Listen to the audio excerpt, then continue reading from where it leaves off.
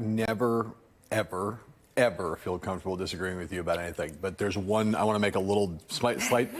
I don't think it's all retribution. And I think the reason it's not all retribution is because if you look at things like shutting down USAID, shutting down the Department of Education, there's a whole now parallel agenda that I don't know how much Trump understands it or cares about it, but it's Elon's agenda.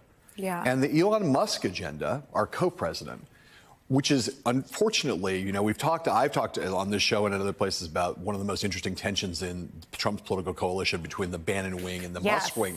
This is the place where Bannon and Musk are aligned. Bannon wants the deconstruction of the administrative state is exactly what Elon Musk wants.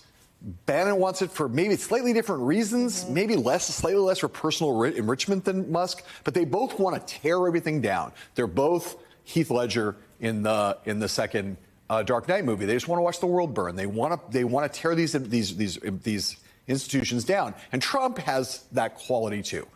That's not about retribution. That's just about nihilism, right? But what Elon Musk is very effective at doing is knowing how to send 5 really brilliant computer programmers who don't know anything about concerns about like what would happen if classified documents or names got out, but know how to get inside the bowels of the Treasury Department's payment systems and extract the information that they need for whatever purposes, and how to effectively shut down an independent agency like USAID in a weekend of work. Right?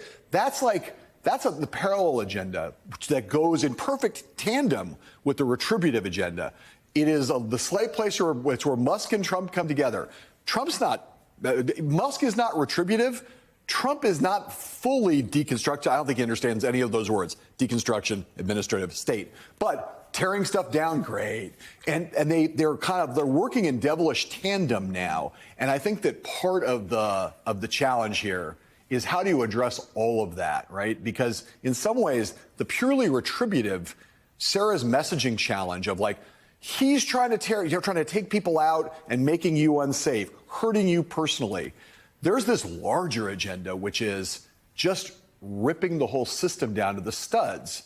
And that also has impacts in American life. But again, Nicole, 40 years of anti-government rhetoric where people don't believe in the government in the way that they did in the era of the Kennedy administration or even the Reagan administration anymore. And people are kind of like, all right, go ahead.